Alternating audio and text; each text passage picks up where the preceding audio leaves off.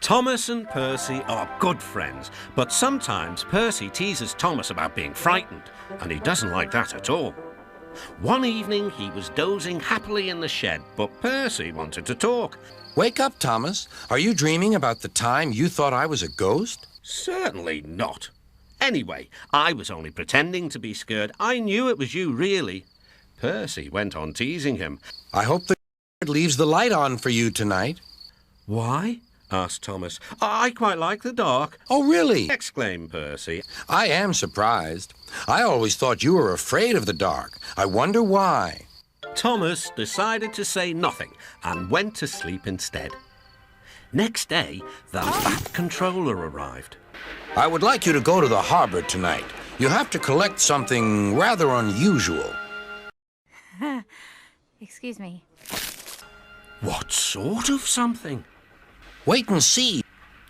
Percy was moving trucks into a siding. Henry arrived with his goods train. The signalman switched the points and Percy waited on the siding until Henry had steamed by. Then there was trouble. The points are jammed, called the signalman. I can't switch them back. The workmen will mend them in the morning. It's too late now, said Percy's driver. I'm sorry, Percy, but you'll have to stay here for the night.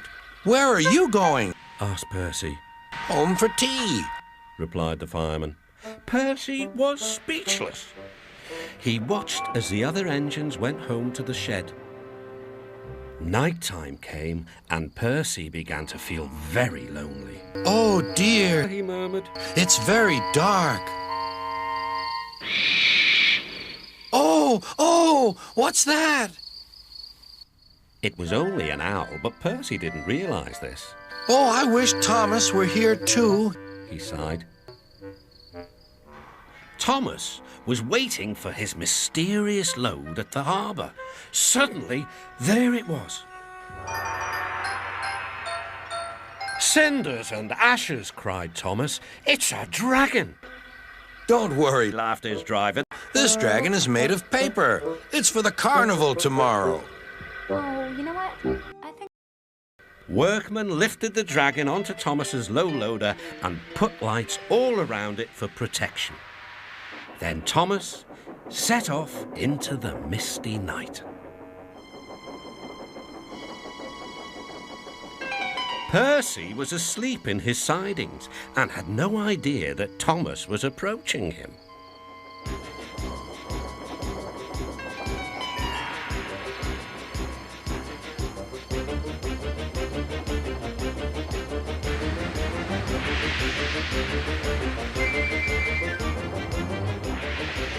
Help! Cried Percy. I'm not going to open my eyes until my driver comes.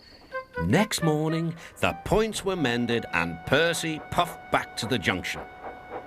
Gordon was just about to leave with the express. You'll never guess what I saw last night. Gordon was in no mood for puzzles. I'm a busy engine. I don't have time for your games.